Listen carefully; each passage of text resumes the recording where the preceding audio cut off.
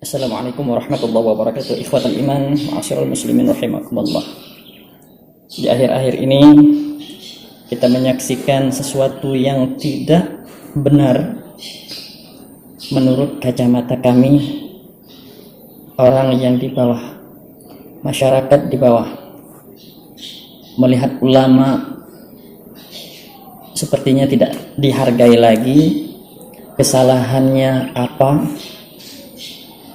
tidak jelas, namun kenapa tidak ada dukungan dari pemerintah?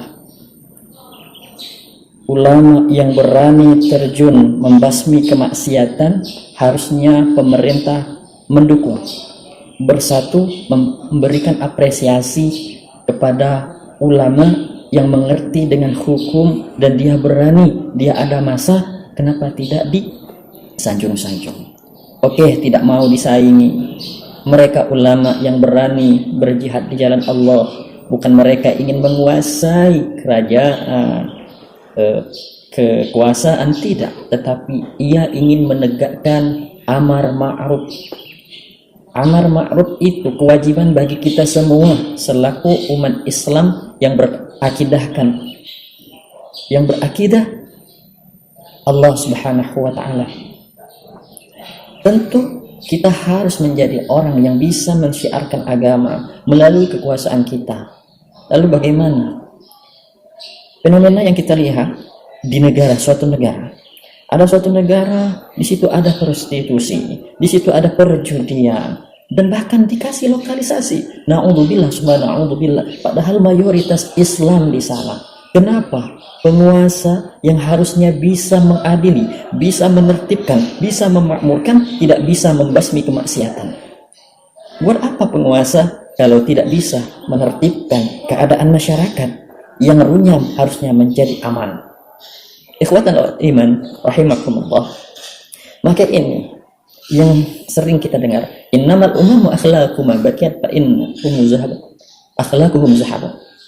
Jika negara kita ini penguasanya berilmu pengetahuan tapi tidak punya akhlakul karimah, hancur negara. Mudah-mudahan para penguasa di negeri manapun ia berada, penguasa yang adil, penguasa yang bisa memakmurkan masyarakat, membasmi kejahatan.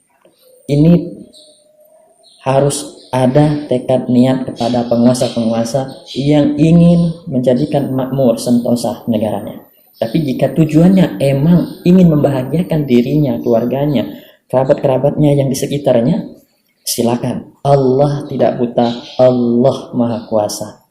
Allah akan balas setiap perbuatan yang kita perbuati. Sekecil apapun. Sekecil apapun Allah balas. Wa ya'mal misqala dzarratin khairan yarah wa ya'mal misqala dzarratin syarran yarah.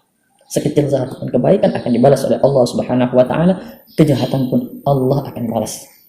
Ikhwatul iman, mari saksikan, maka orang yang selalu buruk niatnya, dia tidak mau mendengarkan kebenaran dan bahkan ia bisa menjadikan dirinya dewa, dirinya Tuhan, sehingga menganggap kebenaran itu tiada, dialah yang benar. Orang yang benar dianggap salah. Sekarang fenomenanya sudah kita lihat di mana-mana, baik di medsos, baik di televisi, di media-media yang lainnya, semua ada di depan mata kita, dan bahkan tetangga kita, masyarakat kita sudah ada yang begitu. Ikhwatal iman, ma'asyiral muslimin rahimakumullah.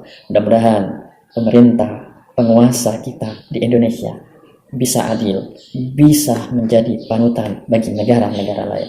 Menyaksikan video ini, orang berkuasa, dia tidak menerima jika ada orang yang benar menegakkan syariat agama. Intinya orang yang benar dianggap salah, sedangkan statement dan argumen orang yang benar masuk di logika. Tentu orang yang berkuasa yang selalu ingin benar menganggap semua rakyat jelata yang berargumen yang benar itu dianggapnya salah, tidak mendasar katanya. Padahal ini sosok Nabi Allah Ibrahim. Kita tonton videonya, mudah-mudahan jadi inspirasi bagi penguasa, bagi kita khususnya. Mudah-mudahan bermanfaat. Saksikan videonya sampai habis ya. Wahai api, menjadi dinginlah dan menjadi keselamatanlah bagi Ibrahim. Bangsa Babilonia adalah bangsa yang tidak mempercayai Allah. Mereka justru menyembah bintang-bintang. Salah satu dari bintang tersebut adalah Marduk, yang merupakan bintang terbesar dalam pandangan mereka. Para imam membangun kuil suci bagi Marduk. Selain Marduk, mereka juga menyembah Namrudz, raja mereka. Siapakah Tuhan kalian? Engkau, wahai Namrudz yang agung. Siapakah Tuhan kalian? Engkau, wahai Namrudz yang agung. Siapakah Tuhan kalian? Engkau, wahai Namrudz yang agung. Bagus. Kalian orang-orang yang cerdas. Akulah Tuhan sekalian alam. Demikianlah keangkuhan seorang Namrudz. Ia merasa besar dengan kekuasaannya, dan ia benar-benar mengangkat dirinya sendiri menjadi Tuhan yang perintahnya harus ditaati. Sampai pada suatu ketika dalam sebuah pertemuan agung dengan para peramal, salah seorang di antara mereka menyampaikan, Yang mulia, sebagaimana yang kami lihat dari posisi bintang-bintang, di negeri ini, tahun ini, akan lahir seorang bayi yang akan mengajak rakyat kepada agama baru yang akan meruntuhkan kerajaanmu. Berhati-hatilah, Yang Mulia. Apa yang dikatakannya benar. Sebaiknya Yang Mulia segera mengambil tindakan. Baiklah. Aku percaya. Mulai saat ini, semua bayi laki-laki di Babilonia harus dibunuh. Semuanya.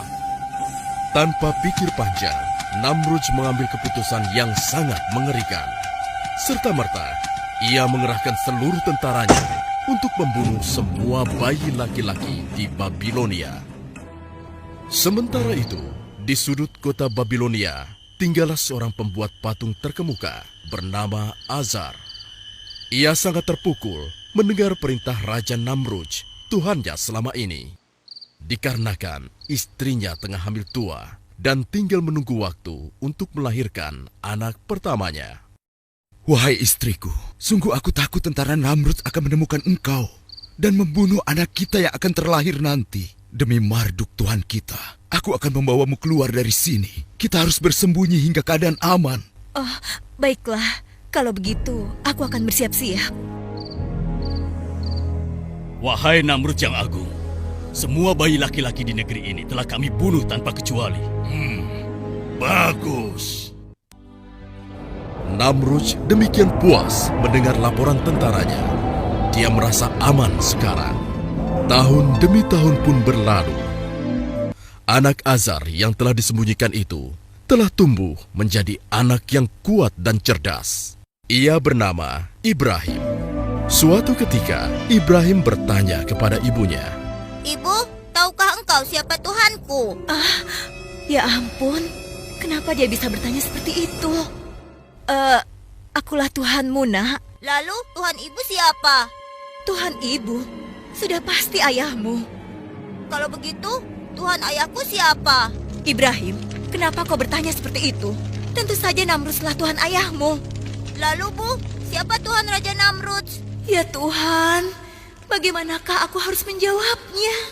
Jangan-jangan inilah anak yang dikhawatirkan oleh Raja Namrudz. Inikah anak yang akan mengubah agama dan kepercayaan masyarakat Babilonia? karena tidak puas dengan jawaban sang ibu, Ibrahim kecil pun keluar dari gua dan ia mencoba mulai mencari siapa Tuhannya. Malam pun datang. Saat itu bulan purnama bercahaya menerangi malam. Wow, inilah rupanya Tuhanku. Ibrahim kecil sangat kagum dengan bulan purnama itu. Sekali lagi ia yakin itulah Tuhannya. Tetapi tatkala pagi menjelang, Kenapa dia menghilang? Kemana sinarnya tadi? Dia pasti bukan Tuhan. Wow, Ini pasti Tuhanku. Indah sekali. Besar dan sangat terang. Pasti dia kuat sekali. Tetapi malam pun datang. Pasti dia juga bukan Tuhan. Tuhan tidak mungkin pergi. Demikianlah Ibrahim kecil merenung dari hari ke hari. Ia mencari siapa Tuhannya. Ia telah mengamati semua yang ada di alam ini, sampai akhirnya ia menyimpulkan bahwa Tuhannya adalah Tuhan yang menciptakan alam semesta. Dialah Allah yang Esa. Beberapa tahun kemudian, di usianya yang dewasa, Ibrahim pun diangkat menjadi utusan Allah. Beliau pun kembali kepada kaumnya di negeri Babilonia. Beliau pun memenuhi tugasnya menyeru manusia kembali kepada Allah.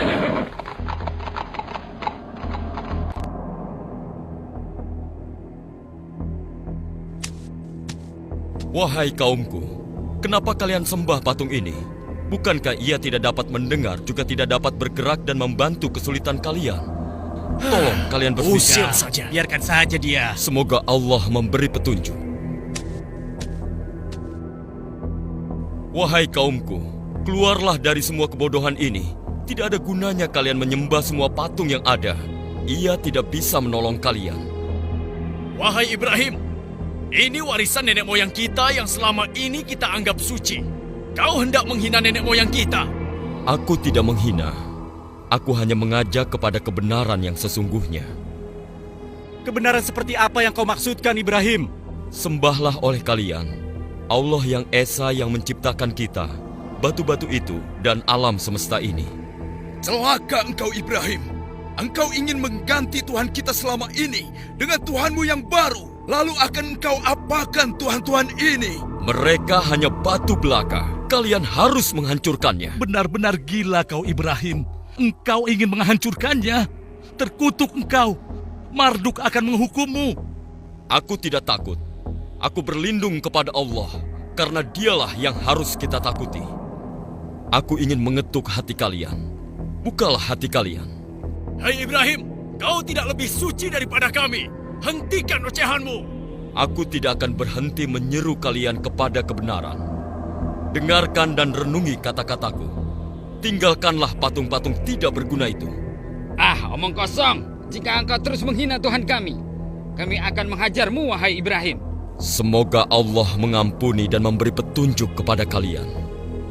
Demikianlah, Nabi Ibrahim terus berdakwah tak kenal lelah, menyeru kaumnya agar meninggalkan patung-patung itu dan menyembah hanya kepada Allah saja. Namun, sebagian besar dari kaumnya mengingkari hingga suatu ketika. Nah, inilah saat yang tepat. Kuil ini sedang tidak dijaga. Seluruh penduduk tengah sibuk berpesta. Akan aku hancurkan patung-patung ini agar kaumku sadar bahwa patung-patung ini tidak memiliki daya sedikitpun. Semoga kesesatan ini sirna dari negeri Babylon.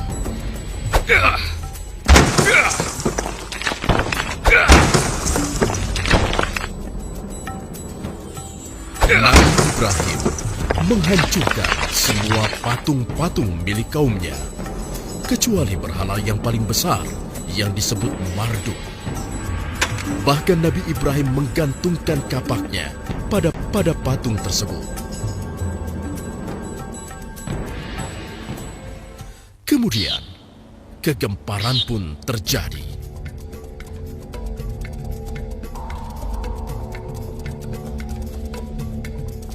Apa yang telah terjadi di sini? Kenapa Tuhan-Tuhan kita hancur begini? Siapa yang melakukannya? Hanya Marduk yang tidak disentuh. Lihat, hanya Marduk yang utuh. Wahai Itsar yang agung, siapakah yang menghina engkau seperti ini? Mimpikah yang kita lihat ini? Celakalah kita semua. Siapa yang melakukan ini? Jangan-jangan Ibrahim. Karena hanya dia yang berniat melakukan hal ini. Kita seret dia ke sini. Betul. Seret saja dia. Ayo seret. Seluruh penduduk negeri Babilonia gempar. Mereka marah tidak menerima kenyataan yang ada. Dan mereka sepakat kemarahan itu harus ditumpahkan. Hei Ibrahim, pasti engkau yang telah melakukan ini semua. Mengaku sajalah. Mengapa kau tuduh aku? Mengapa tidak yang lain? Jangan mengelak kau Ibrahim. Hanya kau yang memiliki niatan seperti itu. Apakah kalian sudah menanyakan pada sosok yang memegang kapak? Kau sudah gila. Mana bisa dia berbicara? Apalagi bergerak menghancurkan patung yang lain. Nah, apabila mereka tidak dapat bergerak, apalagi menolong dirinya sendiri, mengapa kalian masih menyembahnya? Jangan ceramahi kami Ibrahim. Aku hanya ingin menyadarkan kalian, menyelamatkan kalian dari dosa dan kesesatan ini. Tidakkah kalian menyadarinya? Para pendeta dan penduduk tidak dapat membantah ucapan Nabi Ibrahim. Namun, kesesatan sudah merasuki mereka. Bukannya tersadar, mereka malah menjebloskan Nabi Ibrahim ke dalam penjara. Wahai Ibrahim, aku harap kau menyukai tempat ini. Kau seharusnya belajar untuk tidak bermain-main dengan Tuhan kami. Sekarang berjalan dan bergeraklah. Raja Namrud akan memberikan hadiah kepadamu. Kaukah yang telah membawa agama baru dan Tuhan baru? Kaukah yang telah menghina rakyat Babilonia dan juga para tuhannya? Apakah kau juga yang telah meragukan kekuasaan dan ketuhananku? Jawab! Aku hanyalah seorang utusan Allah, dan aku hanya menyeru kepada kebenaran yang diperintah oleh Tuhanku. Siapa Tuhanmu? Sehebat apa dia? Katakan! Tuhanku, dialah yang menghidupkan dan mematikan. Hanya itu? Aku pun dapat melakukannya. Pengawal, berikan aku 2 orang sekarang juga. Siap! Ini mereka yang mulia. Bunuh yang di sebelah kananmu. Ampuni hamba. Sekarang, biarkan yang satunya pergi. Beri hadiah untuknya agar dia menikmati kedermawananku. Beribu-ribu terima kasih untuk engkau, wahai Namrud yang agung.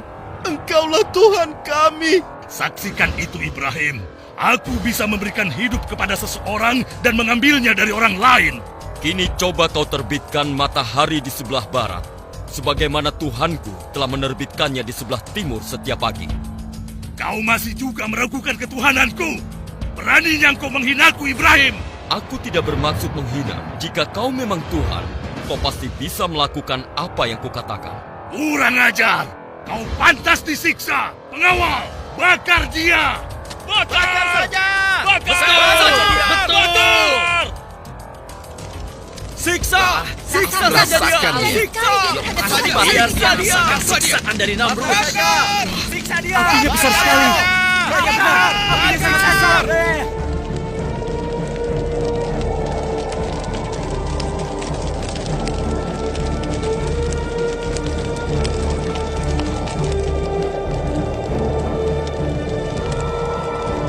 Ya Allah, aku berserah diri kepadamu.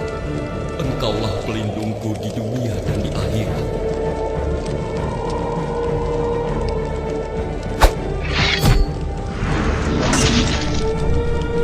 Hasbunallah wa ni'mal wakil. Ni'mal maula wa ni'mal nasir. Wahai api, menjadi dinginlah dan menjadi keselamatanlah bagi Ibrahim.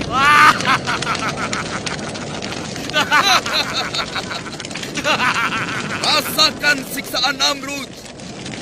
Dia yang menghukum penghina dan penentang Tuhan-Tuhan kita. Wahai rakyat Babilonia, penghina Tuhan kita telah dimusnahkan. Oleh karena itu, Raja Namrud telah menyiapkan pesta untuk kita semua. Bersenang-senanglah kalian. Begitulah rakyat Babilonia bersuka cita dengan dibakarnya Nabi Ibrahim. Namun, seiring dengan padamnya api, keajaiban terjadi. Ya Tuhan, lihatlah. Apa itu? Bukankah itu Ibrahim? Iya, terbakar. Ibrahim. Seluruh rakyat Babilonia terkejut. Ini kejadian yang sangat ajaib. Meskipun demikian, masih saja sebagian besar dari mereka mengingkari kebenaran yang dibawa oleh Nabi Ibrahim. Mereka bersama Raja Namrudz berlaku semakin kejam terhadap Nabi Ibrahim dan pengikutnya. Oleh karena itulah, Allah memerintahkan Nabi Ibrahim dan pengikutnya untuk hijrah keluar dari Babilonia. Setelah kepergian Nabi Ibrahim dan pengikutnya meninggalkan negeri Babilonia, turunlah azab Allah atas Namrudz dan penduduknya yang ingkar di Babilonia.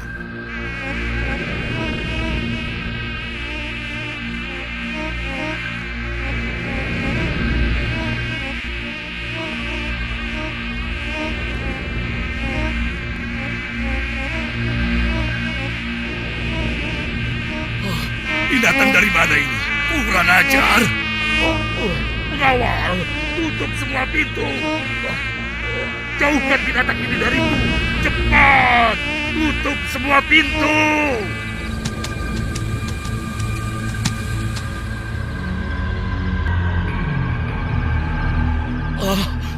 Mengapa bisa begini? Apakah ini karena Ibrahim dan Tuhannya? Hei, pengawal, pengawal, aku sudah menyuruh kalian untuk menutup semua pintu dan jendela.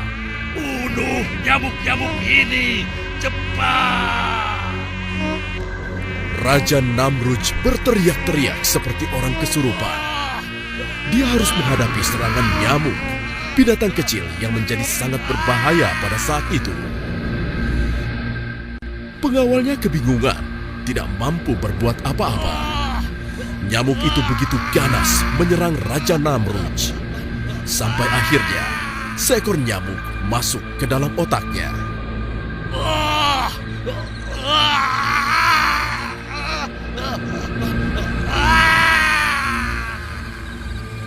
Demikianlah, Raja Namrudz yang congkak dan sombong mati dengan cara yang mengenaskan. Seekor nyamuk dengan izin Allah Subhanahu wa Ta'ala masuk ke dalam otaknya dan mengakhiri hidupnya yang penuh dengan dosa. Semoga Allah Subhanahu wa Ta'ala melindungi kita dari perilaku yang serupa dengan Raja Namrudz. Alhamdulillah, selesai sudah videonya. Mudah-mudahan ada terbesit dalam hati kita ingin menjadi orang yang lebih baik dari tayangan video tadi, menjadikan kita ahli ibadah, menjadikan kita menjadi orang yang bijaksana dalam menyimpulkan informasi, dalam menanggapi suatu masalah. Mudah-mudahan kita bisa menjadi orang yang terbaik seperti Rasulullah SAW. Kita doakan negara kita negara baldatun thayyibatun wa ghadun ghafur. Amin ya rabbal alamin. Akhirul kalam. Assalamualaikum warahmatullahi wabarakatuh.